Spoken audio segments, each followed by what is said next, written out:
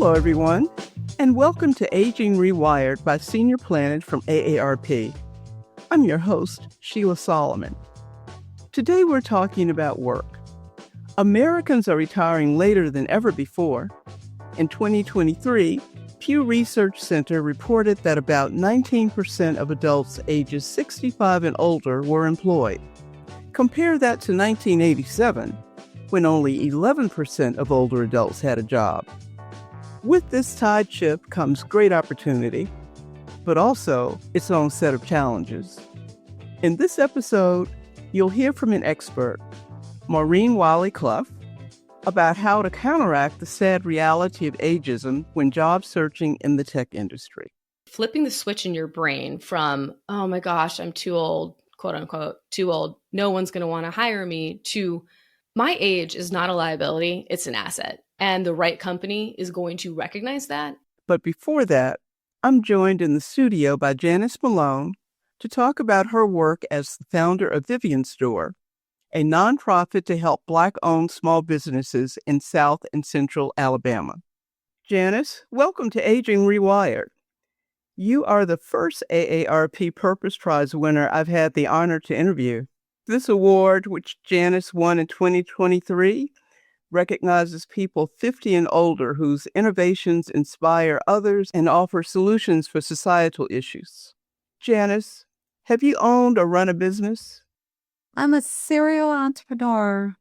I've been running a business over 25 years, all different various and sundry businesses. Tell me a little bit more about your background. I've been in business over 25 years. I come from a long lineage of business owners. And I started out in the vending machine business and discovered that I wasn't the technician. My husband was, and I had to drag him along. So I moved on to the custom products business, which I loved that. Was way ahead of my time there. And, but again, it was putting me too much in the business. So then I went from that and became a marketing consultant. I had 2 franchises, one in South Alabama, one in Northwest Florida for BNI International. After all of that, I opened a full-fledged print shop with all kinds of big machines. I did a lot of printing for a lot of people, had a lot of contracts, and then we had a marketing operation, which we still really have that marketing operation today as a for-profit business. So I have deep tentacles into business ownership. So when did you create or open Vivian's Door? I created Vivian Store. We officially opened Vivian Store in April of 2018. But prior to that, about a year before that, or maybe 2, I had this sort of dream. I'd always wanted to train businesses, and especially minority businesses. That was my heart. This dream gave me a vision of what that looked like, and it had this imagery of Vivian Malone Jones in it, and it said that I should call this thing Vivian's Door, and I thought, let me wake up and see if this is real. So I did. And then I just kind of put it away because I'm like, look, I'm the wrong woman. I'm too busy for all that stuff. And it just kept coming back, the imagery. And so one day, about a year after that, I acted on it and started to develop what would be the infrastructure for that. And Vivian's Door came to be April of 2018. Who is Vivian Malone Jones? Is she a relative? That's my husband's cousin. She was the first Black graduate of the University of Alabama.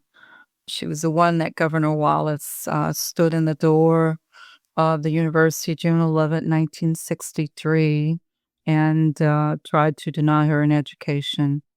And she would state troopers along her side walk through that door and integrated not only Alabama, but all institutions across the country followed after that. Wow.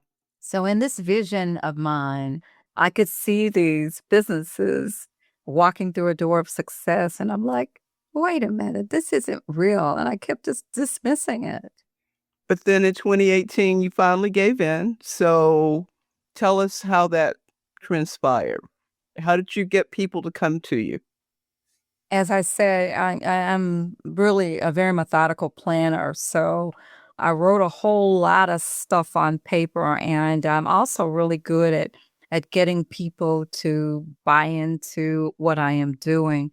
So I called some real coveted friends and stuff, told them about this dream and what I was doing and where I was going. I even talked to the family to make sure using that imagery would make sense and was okay with them.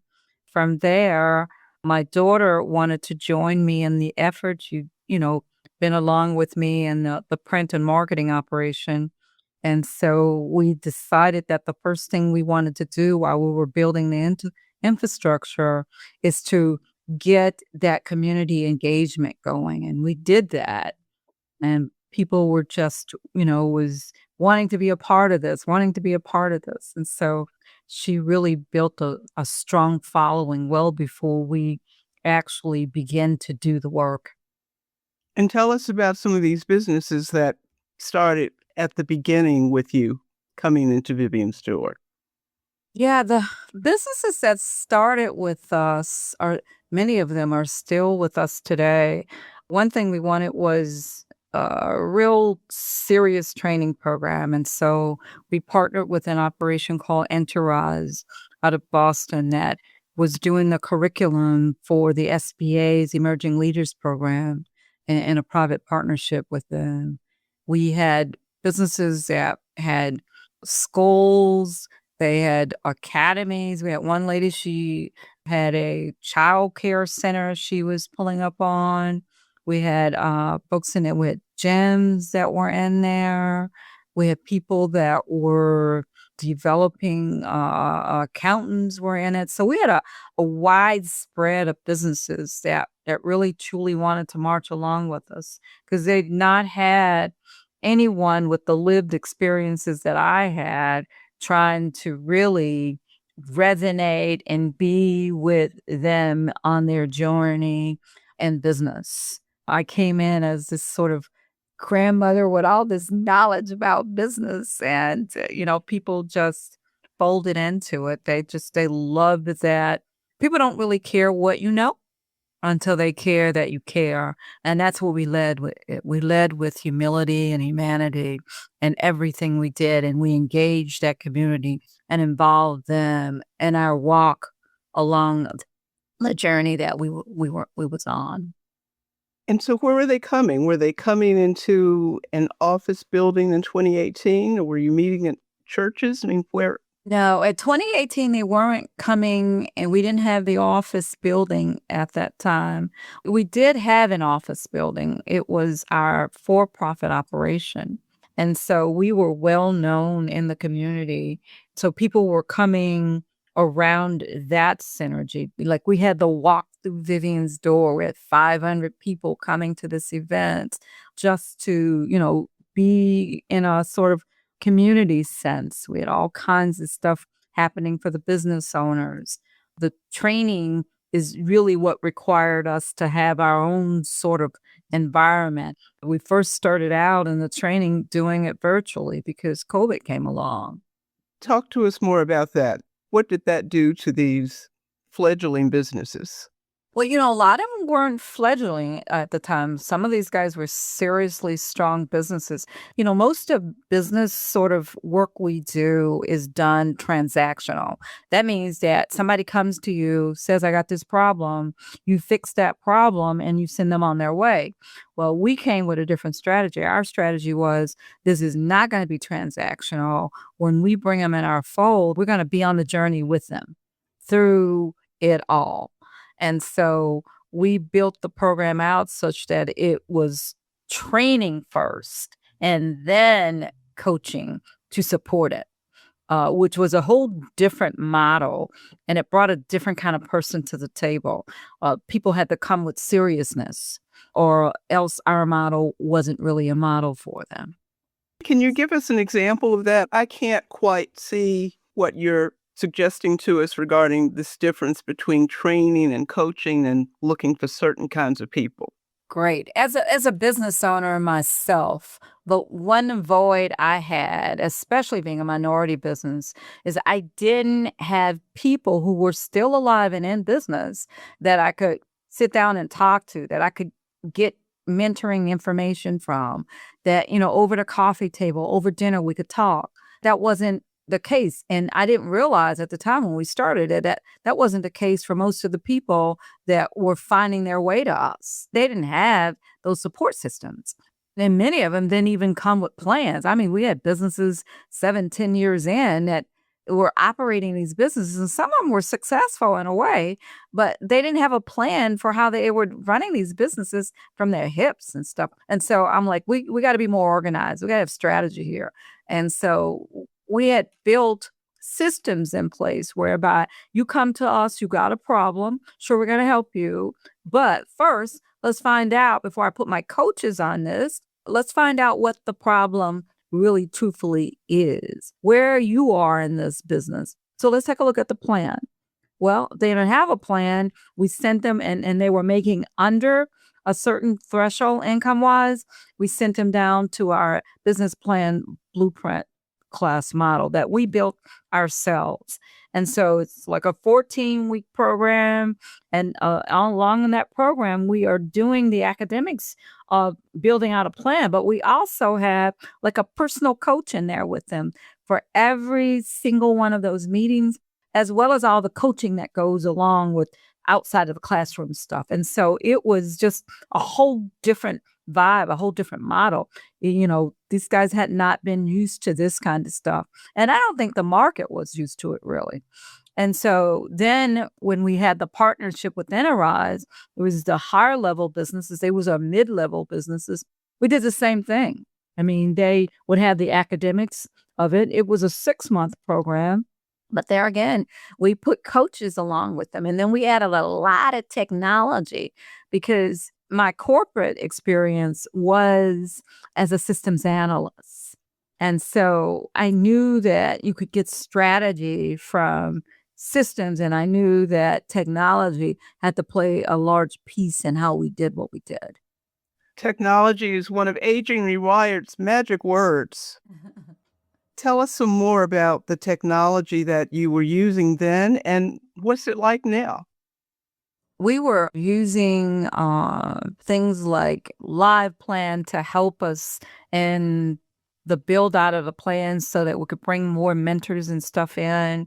We were using all of the stuff from Teams. We were using a CRM systems. We were using everything technical that you could possibly put your hands on. And we were building out like a directory that we could put these businesses in. And then we talked our funders into helping us turn the directory into a marketplace where we could put them like online so that more people could support them, more people could buy products. And so we're in the midst of that now. But technology is something that I think I wake up in the morning with. It comes from my days of, what I grew up in. I grew up in a very technical environment. That was my corporate experience. We're going to take a brief break to talk about ageism in the tech industry and how older adult job searchers can fight against it. SeniorPlanet.org's managing editor, Virg Randall, is joined in the studio by Maureen Wiley-Clough.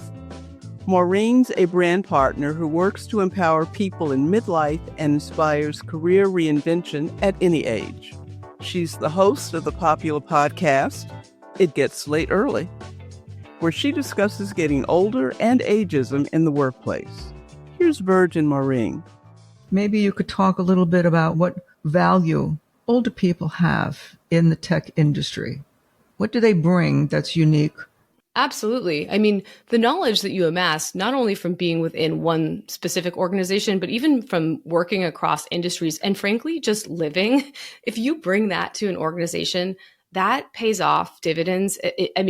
in so many different ways.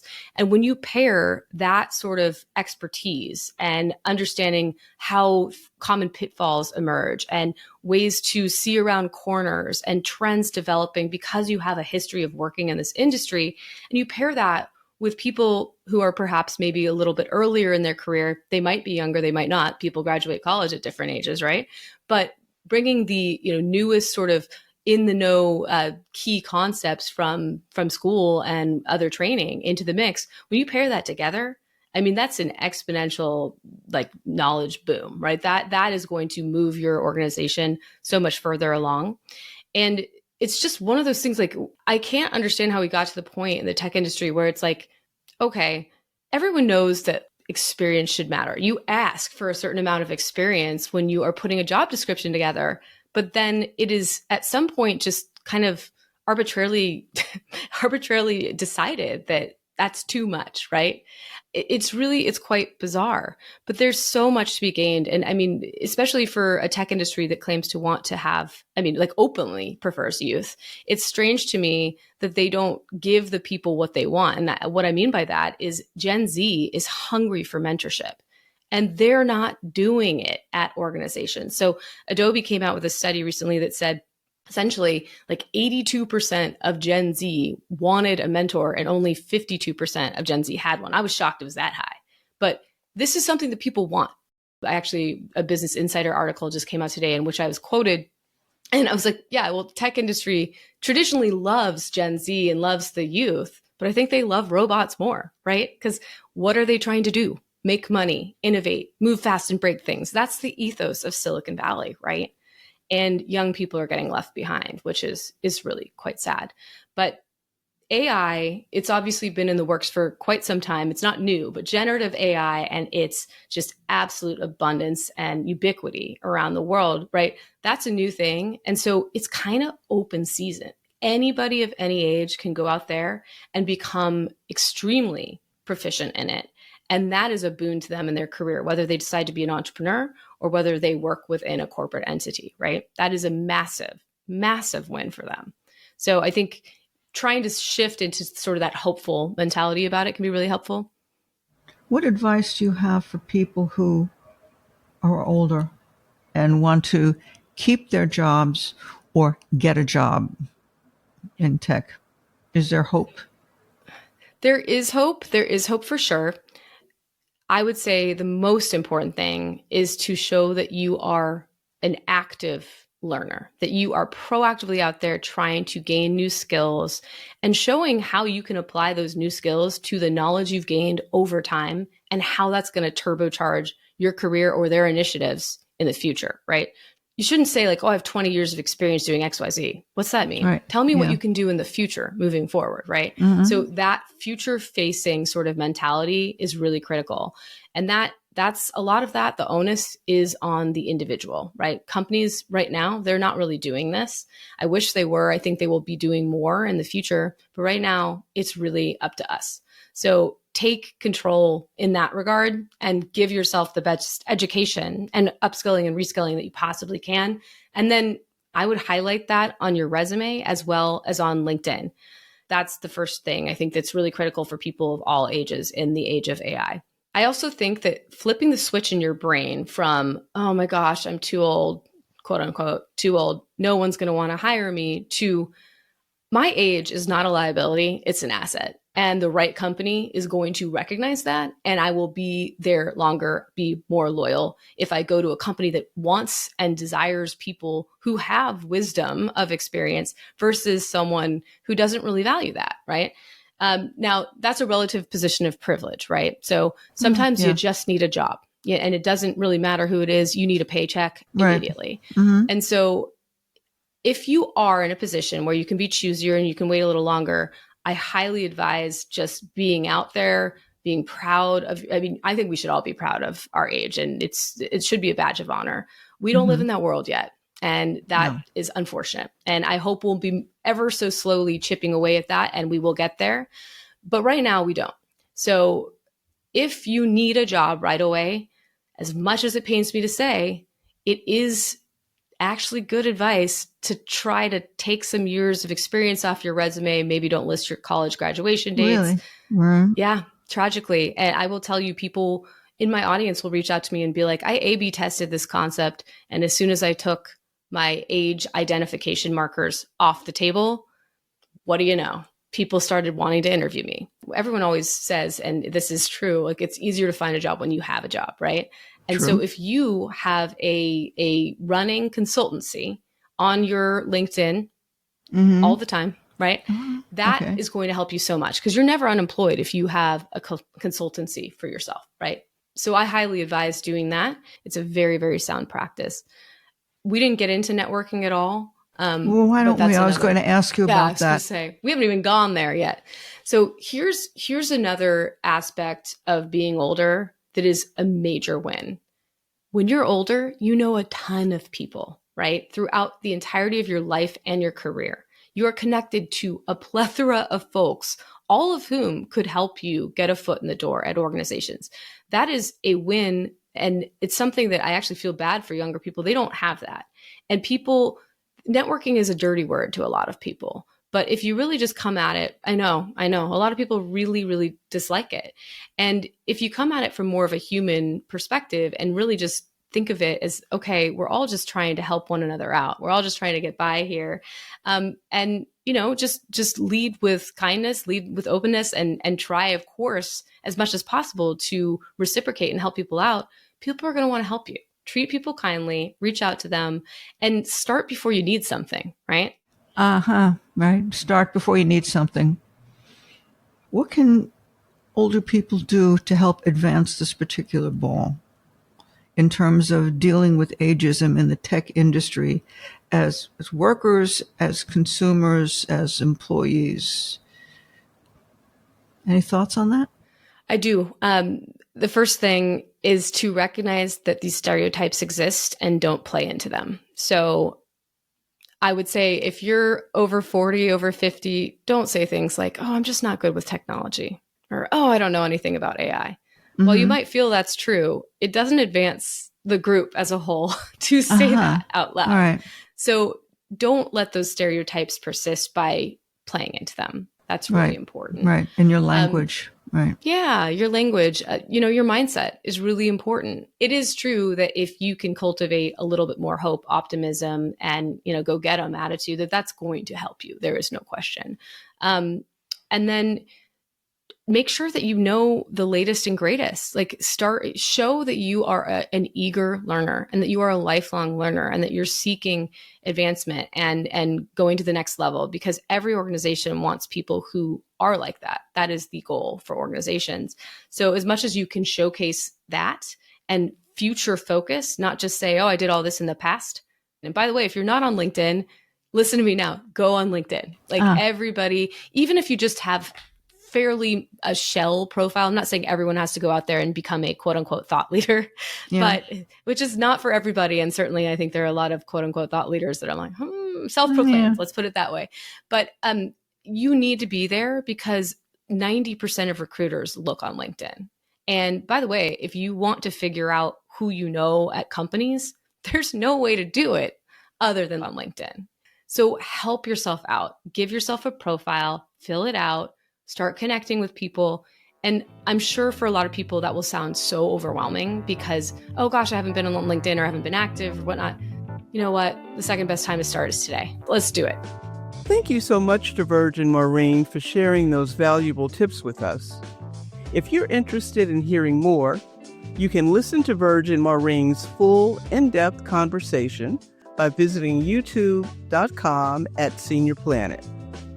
To find more from Maureen and listen to her podcasts, go to maureen-wiley-clough.com. Further details for how to find her are in the show notes. And now, back to my interview with Janice Malone. Now, Vivian's Store is a not-for-profit? It is a nonprofit, economic justice nonprofit. So could you live in Illinois and be a part of Vivian's Door? That's what's funny.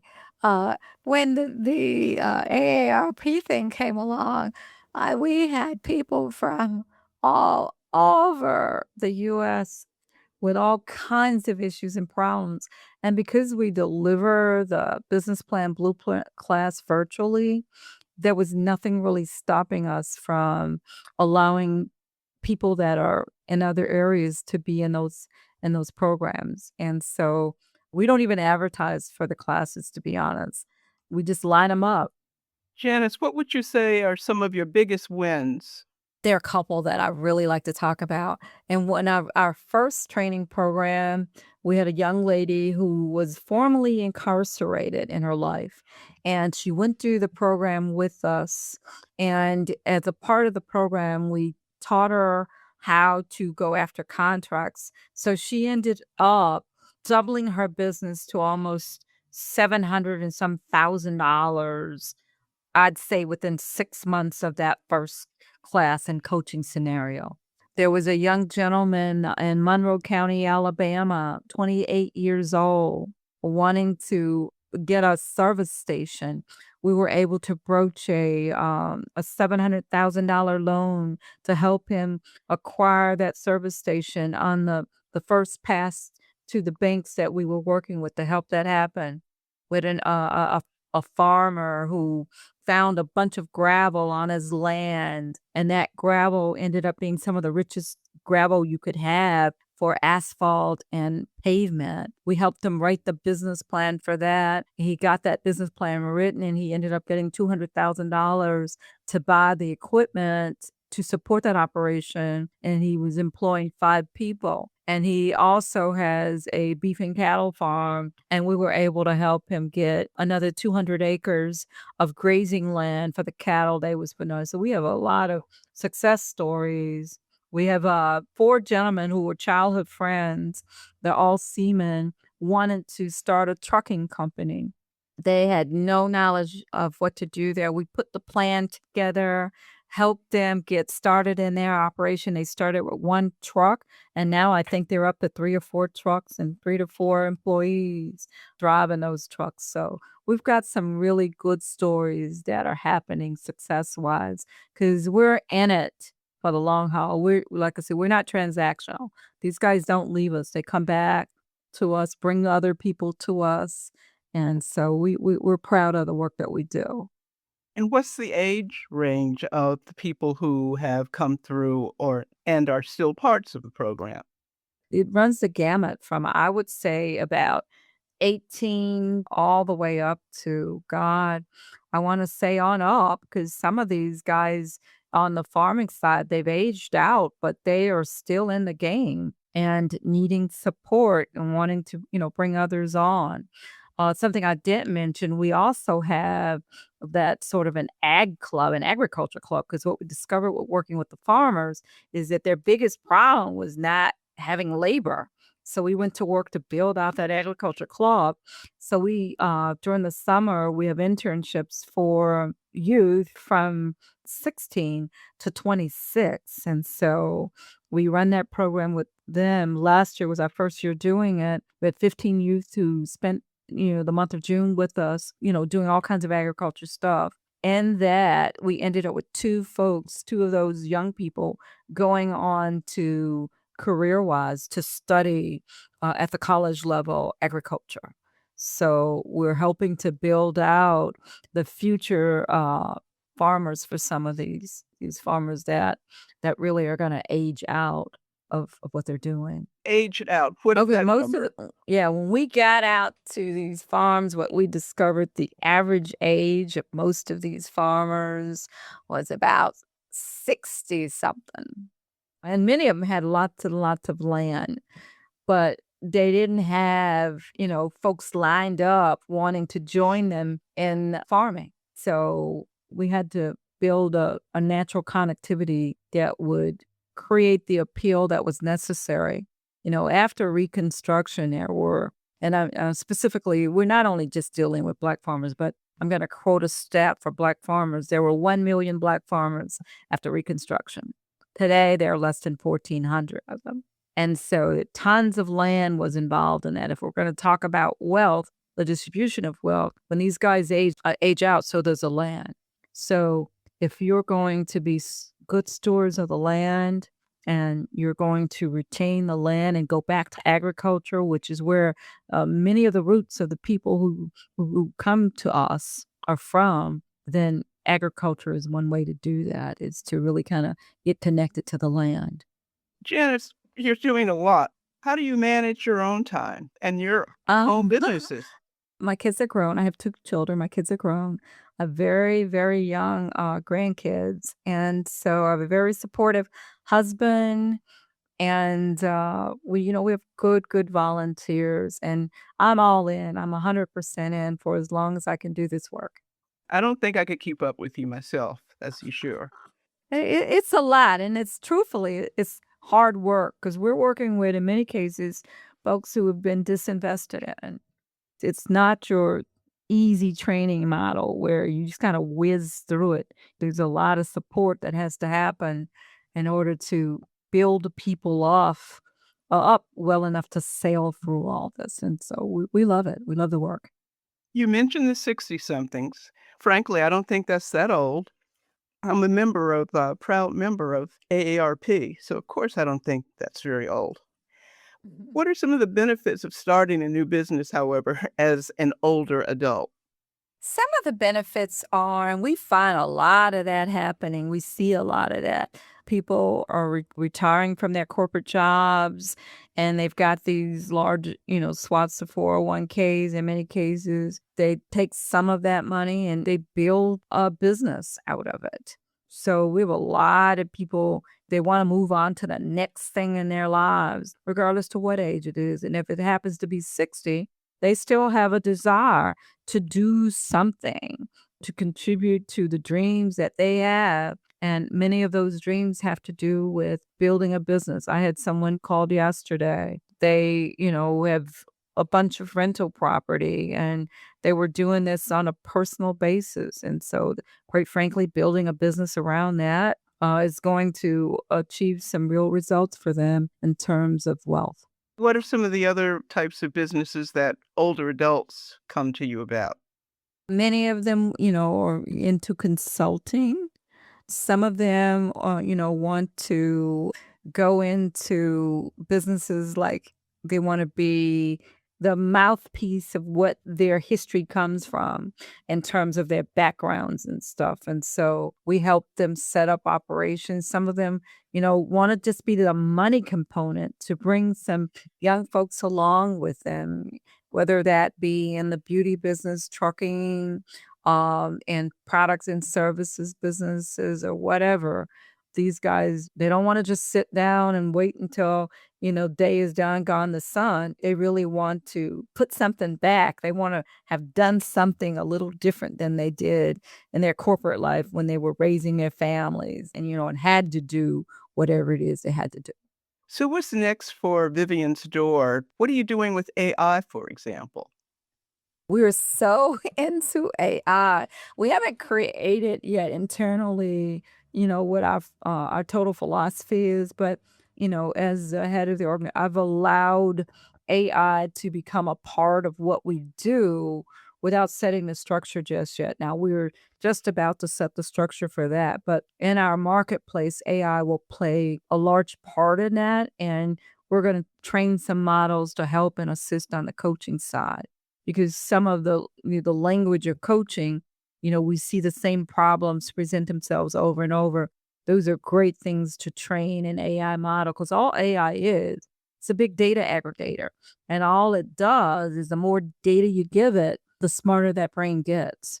Janice, is there anything else that you'd like to tell us about Vivian's Door? I'd just like to say that we enjoy the work we do. We want to thank you guys for having us on to talk a little bit about the work that we do. Again, we exist on support from others. And so if people feel like the work that we do is important to them, they can always contact us to find out how they may get involved.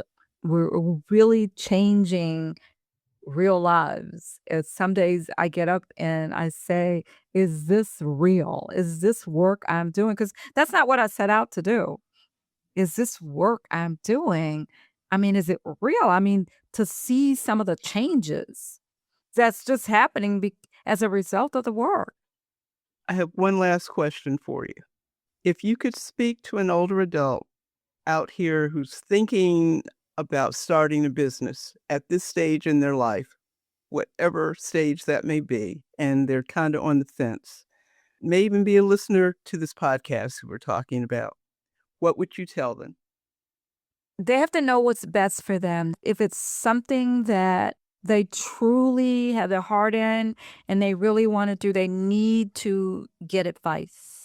They don't need to just do this from their hip, because that's real money at the end of the day that they're going to spend to get this thing started.